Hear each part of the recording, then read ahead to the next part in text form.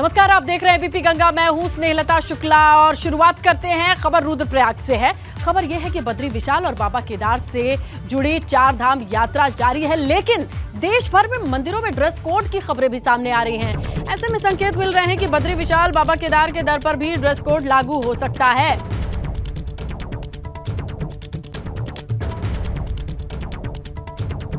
और ये पूरा मामला सामने आया है अजेंद्र अजय के बयान के बाद। दरअसल बद्री केदार समिति के अध्यक्ष अजेंद्र अजय ने कहा कि धार्मिक स्थलों पर अपनी परंपरा होती है, ऐसे में भक्तों को मंदिर की मर्यादा का ध्यान रखना चाहिए, मर्यादित वस्त्र पहनकर ही जाना चाहिए। इसी बयान के बाद कयास ये लगाया जा रहा है कि बद्री विशाल बाबा केदार के दरबार में भी ड्रेस कोड लागू होगा। उत्तराखंड के कई मंदिरों में मर्यादित वस्त्र पहनने के लिए नियम लागू हैं। ऐसे में इस समय पर बद्री केदार समिति की ओर से इस तरीके के बयान अपने आप में बड़ी बात है, क्योंकि केदारनाथ धाम में कई भक्त ऐसे पहुंचते हैं जिनके कपड़ों का विरोध होता नजर आया है।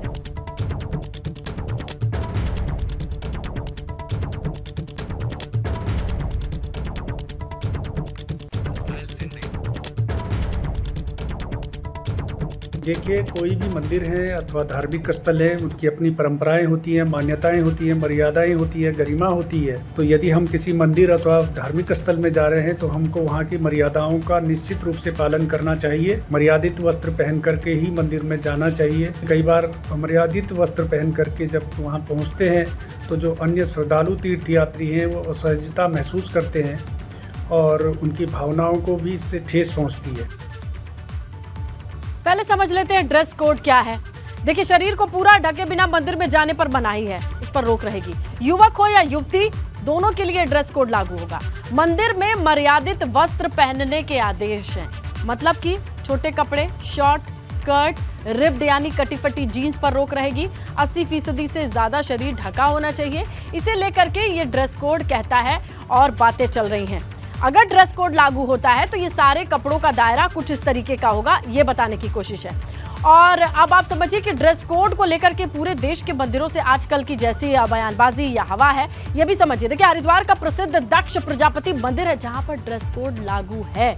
आप शॉर्ट्स या रिब्ड जीन्स पहन करके नहीं जा सकते। पौड़ी के नीलकंठ महादेव मंदिर की बात कर ले, वहां पर भी ड्रेस कोड है, प्रॉपर कपड़ों में जाएंगे, दर्शन होगा। देहरादून के टपकेश्वर मंदिर की बात कर ले, यहाँ भी ड्रेस कोड है, आपको ढंग से कपड़े पहनने ही होंगे तभी एंट्री मिलेगी।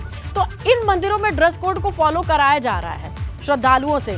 और ये उत्तराखंड के मंदिर है, जबकि देश की बात नहीं कर रहे हैं हम, सिर्फ उत्तराखंड की बात कर रहे हैं, जहां इन 3 मंदिरों में ये सारी व्यवस्थाएं हैं पहले से, इस पर नजर रखी जाती है, रोक टोक है और लोगों से फॉलो भी कराया जा रहा है। लेकिन आने वाले वक्त में 4 धाम यात्रा को लेकर के अजेंद्र अजय का जो आज बयान सामने आया है, क्या ऐसी ही व्यवस्था वहां पर एग्जीक्यूट हो पाएंगी, बहाल कर दी जाएंगी? ये सवाल अभी बना हुआ है, क्योंकि इस बयान के बाद माना जा रहा है कि उत्तराखंड के इन 3 मंदिरों की तरह हो सकता है कि आने वाले वक्त में 4 धाम के लिए भी कोई ड्रेस कोड लागू हो जाए।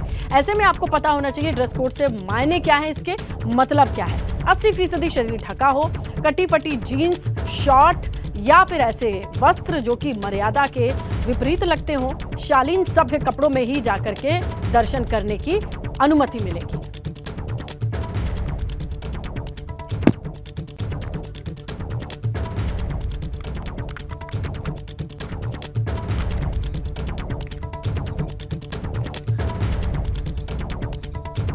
देखिए, 4 धाम यात्रा में भारी संख्या में श्रद्धालु पहुंच रहे हैं। रोजाना करीब 65,000 तीर्थयात्री दर्शन कर रहे हैं। केदारनाथ धाम में सबसे ज्यादा श्रद्धालु पहुंचने की खबर है।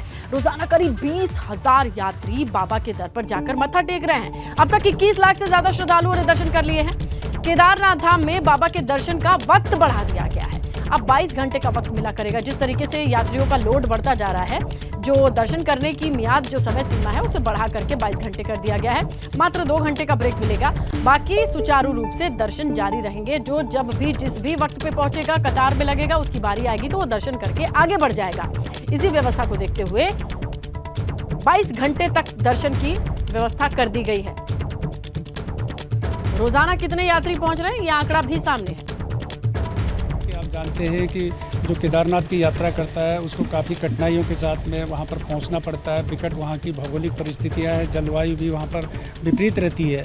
तो इसलिए हमारा प्रयास रहता है कि जो भी श्रद्धालु तीर्थयात्री धाम में पहुँच चुका है उसको दर्शन किए बिना वो वापस न लौटे। और बद्रीनाथ केदारनाथ मंदिर समिति ने इस बार जो दर्शन का समय है वो 22 घंटे कर लिया है, जो कि परंपराओं के अनुसार तो नहीं है, पहली बार ऐसा हुआ है।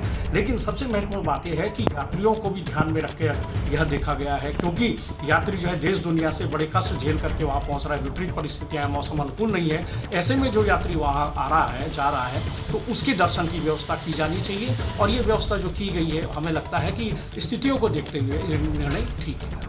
उत्तराखंड में चार धाम यात्रा इस वक्त चरम पे है। बड़ी संख्या में श्रद्धालु चारों धामों में दर्शन के लिए पहुंच रहे हैं, क्योंकि जून के महीने में स्कूलों की छुट्टी होती है और बड़ी संख्या में श्रद्धालु चारों धामों में दर्शन के लिए आना चाहते हैं। ये आंकड़ा तकरीबन 1.5 महीने के अंदर 21 लाख से ज़्यादा पहुँच चुका है और सबसे ज़्यादा श्रद्धालु बाबा केदारनाथ धाम में पहुँचे हैं। केदारनाथ धाम में अब तक 7 लाख से ज़्यादा श्रद्धालु दर्शन कर चुके हैं। भारी भीड़ को देखते हुए केदारनाथ मंदिर समिति ने यह फैसला लिया है कि बाबा केदारनाथ के धाम से कोई भी श्रद्धालु बिना दर्शन के न पहुंचे। इसलिए तय किया गया है कि बाबा केदारनाथ धाम के कपाट 22 घंटे खुले रहेंगे। सिर्फ 2 घंटे के लिए आरती और भोग का वक्त होगा, बाकी अन्य घंटे लगातार बाबा के दर्शन किए जा चुकेंगे। ये बड़ा फैसला है क्योंकि लगातार भीड़ बढ़ रही है। बाबा केदारनाथ धाम में 15 मई तक जो रजिस्ट्रेशन है उस पर भी रोक लगाई गई है, उसके बावजूद भी श्रद्धालु लगातार पहुँच रहे हैं। संख्या इतनी ज़्यादा है कि हरिद्वार, ऋषिकेश और उससे आगे के जो मुख्य पड़ाव है वहाँ पर भीड़ की स्थिति बनी हुई है, जो प्रशासन के सामने भी चुनौती बन रही है। देहरादून से अपने सहयोगी मनवर रावत के साथ पंकज राणा, एबीपी गंगा। तो देखिए, जिस तरीके की भीड़ नजर आ रही है, जिस तरीके से श्रद्धालुओं के पहुंचने की संख्या है, उसका अंदाजा आप लगाइए। आपको तस्वीरें दिखा देते हैं, तब आप समझ पाएंगे कि कहां कहां कितने श्रद्धालु दर्शन कर रहे हैं। अगर आप आंकड़ों की बात करें तो केदारनाथ धाम में 7,34,655 श्रद्धालु दर्शन कर चुके हैं। बद्रीनाथ धाम में 5,99,477 श्रद्धालुओं के दर्शन की खबर है। गंगोत्री धाम में यह आंकड़ा है 4,08,463। यमुनोत्री धाम की आप बात करें तो 3,69,826 श्रद्धालु दर्शन कर चुके हैं। तो ये बड़ी संख्या है और इस तरीके का लोड है। इसे देख करके कि प्रशासन की तरफ से व्यवस्थाएं और मंदिर की तरफ से व्यवस्थाएं भी एक्सटेंड की गई, 2 घंटा और बढ़ाया गया ताकि श्रद्धालु आएं और दर्शन करके जाएं। आगे बढ़ेंगे, बात करेंगे उत्तराखंड विधानसभा अध्यक्ष रितु खंडूरी की। वो भी बाबा विशाल के, बद्री विशाल के दर्शन करती नजर आई। सुबह सड़क मार्ग के जरिए रितु खंडूरी बाबा के धाम पहुंची। उन्होंने मंदिर में दर्शन पूजन किया, माता लक्ष्मी के दर्शन किए, मंदिर में श्रद्धालुओं से मुलाकात की। इस दौरान बद्री केदार समिति के अध्यक्ष ने रितु खंडूरी को तुलसी की माला भेंट की। बद्रीनाथ केदारनाथ में यात्रा की व्यवस्थाओं को लेकर चर्चा।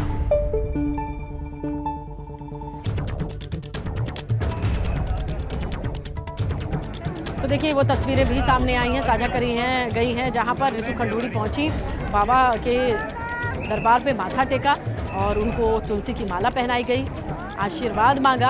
और वहीं की ये तस्वीरें कुछ इस तरीके से सामने आई। इस दरमियान उन्होंने व्यवस्थाओं पर भी चर्चा की, बातचीत की। आस्था, विश्वास, पूजा पाठ के साथ साथ व्यवस्थाओं में श्रद्धालुओं को किसी तरीके की दिक्कत ना हो, इस बात को वो लेकर भी बातचीत करती नजर आई। और उधर हेमकुंड साहिब की यात्रा जारी है। हेमकुंड साहिब में हिमस्खलन की चपेट में आए थे यात्री। हिमस्खलन में एक महिला की मौत की खबर है। 5 लोगों को सुरक्षित रेस्क्यू किया गया है। ये देखिए, हिमस्खलन यानी एवलांच के चपेट में आने वाले लोगों की बात करें तो यहाँ 5 लोगों को बचाया गया है, जबकि एक महिला श्रद्धालु की मौत की खबर है। लंबा रेस्क्यू ऑपरेशन चलाया गया। ITBP और JRF के जवानों की ओर से पूरी कोशिश की गई। हालांकि कोशिश कामयाब रही। 5 यात्रियों के लिए एक ही परिवार का ये कुनबा था जो कि यात्रा करके लौट रहा था। हिमस्खलन की जद में आने से एक महिला के मौत की खबर है।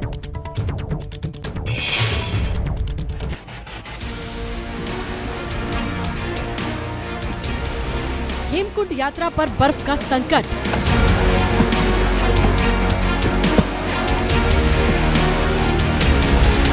ग्लेशियर खिसकने से मचा हड़कंप।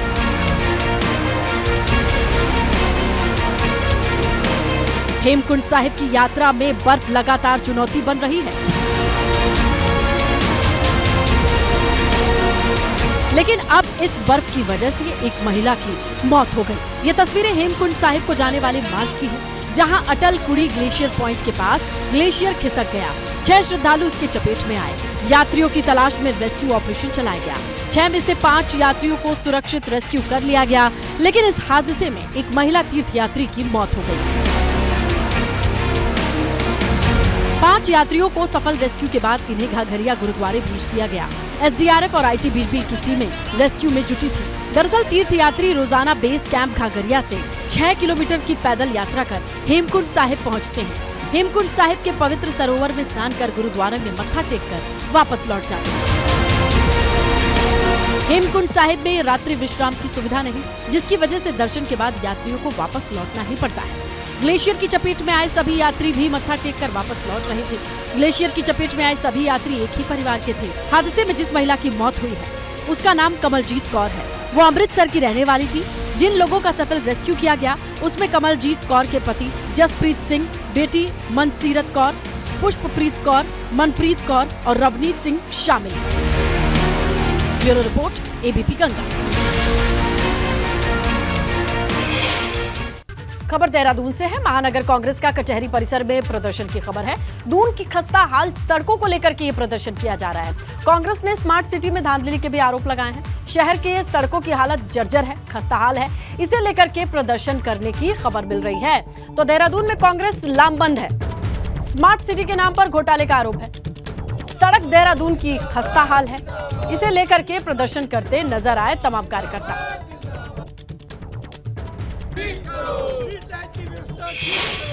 देखिए, देहरादून नगर निगम क्षेत्र में पूरे देहरादून में सड़कों की स्थिति बड़ी दयनीय है। सड़कें दिख नहीं हैं, गड्ढे ही गड्ढे दिख रहे हैं और सरकार मात्र छलावा करने का काम कर रही है और रोज कोई ना कोई घटना घट रही है। इसी चीज़ को लेकर आज हम लोगों ने माननीय मुख्यमंत्री जी के नाम पे ज्ञापन प्रेषित किया है डीएम के द्वारा और हमने बताया कि अगर उन्होंने आंख में बांधी हुई पट्टी नहीं खोली तो कल बहुत बड़ी घटना हो जाएगी। जैसे मानसून सीजन आएगा सारा गंदा पानी सड़कों पे आ जाएगा और कोई ना कोई बड़ी घटना जो गुजरेगी उसकी जिम्मेदार ये लोग होंगे। तो देखिए, कांग्रेस का ये हल्ला बोल है, अच्छी सड़क की मांग कर रहे हैं। आइए लिए चलते हैं आपको देहरादून। हमारे सहयोगी रवि कैंतुरा से जुड़ते हैं और जानकारी लेते हैं कि आखिरकार ग्राउंड पर क्या चल रहा है। राजधानी को सुंदर बनाने की कवायद हर प्रदेश करता है और वहां से विपक्षी दल इस तरीके से लामबंद होकर अच्छी सड़क की मांग कर रहा है। अब दूर दराज दूरस्थ इलाकों की बात छोड़ दीजिए, राजधानी की कहाँ ऐसी स्थिति है और कौन कौन सी ऐसी सड़कें हैं रवि जिसे लेकर के कांग्रेस ऐसी आवाज उठा रही है? बिल्कुल स्नेहलता, देखिए लगातार कांग्रेस का ये आरोप रहा है कि देहरादून में जो स्मार्ट सिटी का काम चल रहा है उसमें काफ़ी ढिलाई जो है यहाँ पर अधिकारियों के द्वारा की गई है और ऐसे में मानसून सीजन बहुत करीब है और अभी भी अगर देहरादून की सड़कों की बात करें समय समय पर हम दिखाते रहते हैं कि बहुत जगह जो है सड़कें अभी खुदी हुई हैं क्योंकि स्मार्ट सिटी का काम जो है अभी पूरा नहीं हो पाया है। तो उधर चाहे स्थानीय विधायक अगर भाजपा की भी हम बात करें तो इससे पहले खजान दास इन्होंने भी खुद सवाल उठाए थे स्मार्ट सिटी पर, खुद मेयर इसका सवाल उठा चुके हैं और ऐसे में कांग्रेस भी लगातार इस बात को कहती हुई दिखाई दे रही है कि जिस तरीके से सड़कों पर गड्ढे हैं उस पर तुरंत कार्रवाई की जानी चाहिए और जो भी लापरवाही अधिकारी हैं उन पर भी कार्रवाई होनी चाहिए। तो यही वजह रही कि आज जिलाधिकारी कार्यालय में कांग्रेस ने प्रदर्शन किया। महानगर कांग्रेस के जो महानगर अध्यक्ष हैं जसविंदर सिंह गोगी, उनके अध्यक्षता में ये प्रदर्शन हुआ और उनका साफ तौर पर यह आरोप है कि मानसून सीजन से पहले शहर की सड़कों को दुरुस्त कर लिया जाए। तो देखिए, ये भी एक बड़ी चीज़ है कि अगर राजधानी की सड़कों को लेकर आज जो खस्ता हाल है उसको लेकर इस तरीके का प्रदर्शन कांग्रेस कर रही है तो प्रदेश में भी कई जगह इस तरीके के खस्ता हाल हैं सड़कों के अभी और ऐसे में सरकार की ओर से लगातार ये दावा किया जाता है कि सड़कों को ठीक करने के प्रयास किए जा रहे हैं। यहाँ तक कि जो गड्ढा है उसके लिए एक ऐप भी अभी हाल ही में लॉन्च हुआ। सतपाल महाराज ने कहा कि इस पर आप फोटो भेजिए और वहाँ पर तुरंत कार्रवाई की जाएगी, गड्ढे को ठीक किया जाएगा। लेकिन कांग्रेस लगातार ये आरोप लगाती हुई दिखाई दे रही है और यही वजह रही कि आज जिलाधिकारी देहरादून के माध्यम से मुख्यमंत्री को कांग्रेस ने ज्ञापन सौंपा है। जो स्मार्ट सिटी के जो अधिकारी है उनकी लावाली पर कार्रवाई की मांग देहरादून नहीं है।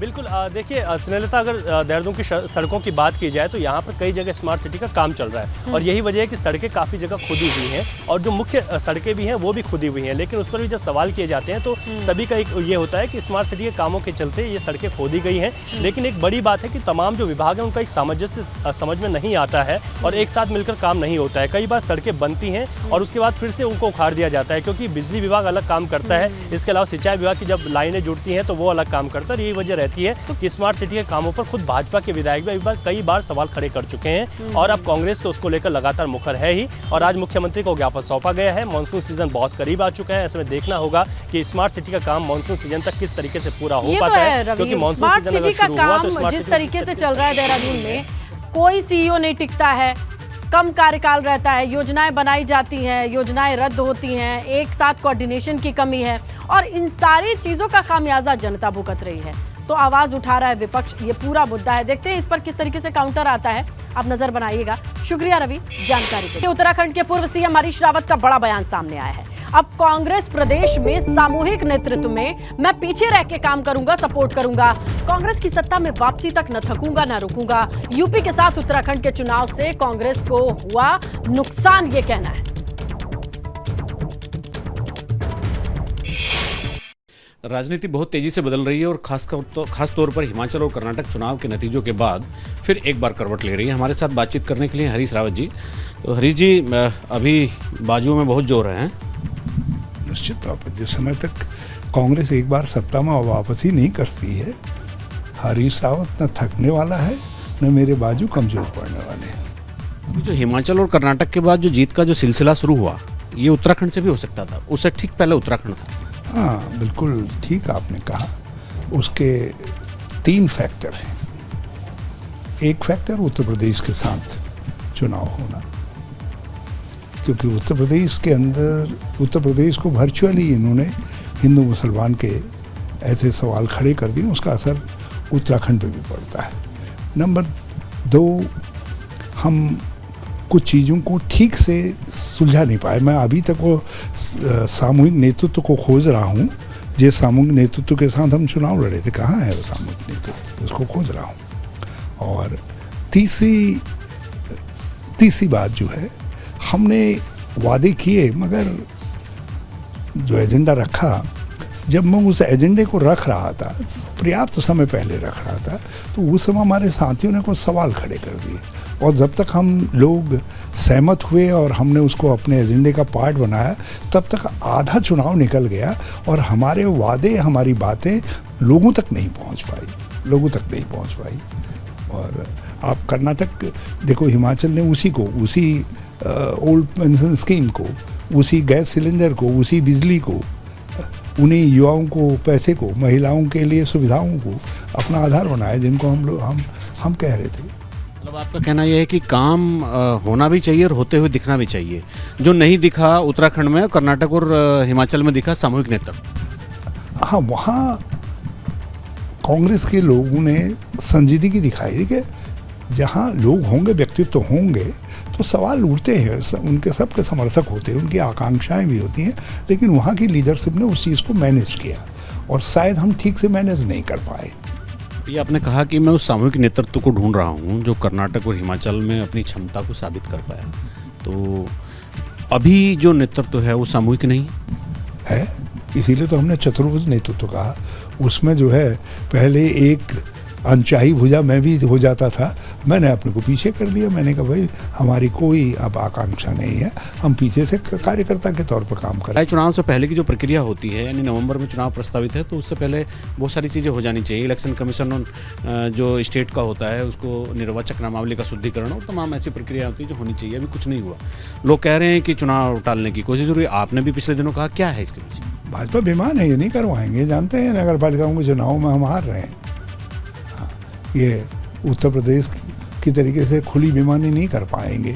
यहाँ कांग्रेस सजग है। क्या एक नई लड़ाई कांग्रेस लड़ने जा रही है निकाय चुनाव को समय पर करवाने के लिए? मैं समझता हूँ आपके सुझाव को कांग्रेस, आपके प्रश्न को कांग्रेस को सुझाव मानना चाहिए।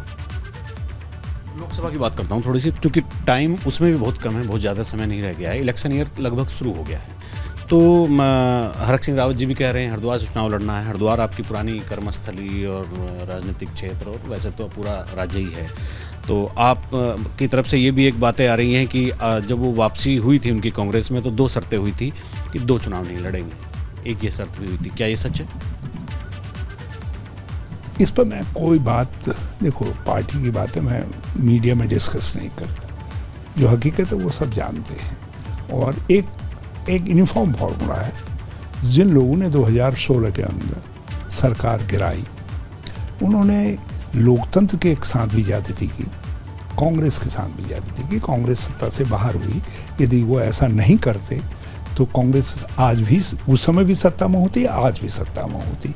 तो कम से कम ऐसे लोगों को जो है एक बार प्रतीक्षा करके कांग्रेस को सत्ता में लाने के लिए काम करना चाहिए, और जब काम करेंगे तो स्वाभाविक रूप से जो है चीज़ें समय माफ करता है। धन्यवाद हरीश जी, आपने समय दिया। तो ये थे हरीश रावत जी, उन्होंने तमाम मुद्दों पर बात की है, स्मार्ट सिटी से लेकर निकाय चुनाव से लेकर 2024 की क्या तैयारी है और सरकार को क्या करना चाहिए, उनका रिपोर्ट कार्ड क्या है, तमाम मुद्दों पर उनसे बहुत विस्तार से बात हुई है। अपने सहयोगी कैमरामैन मनबर रावत के साथ मुनि की रेती से एबीपी गंगा के लिए अजीत सिंह राठी।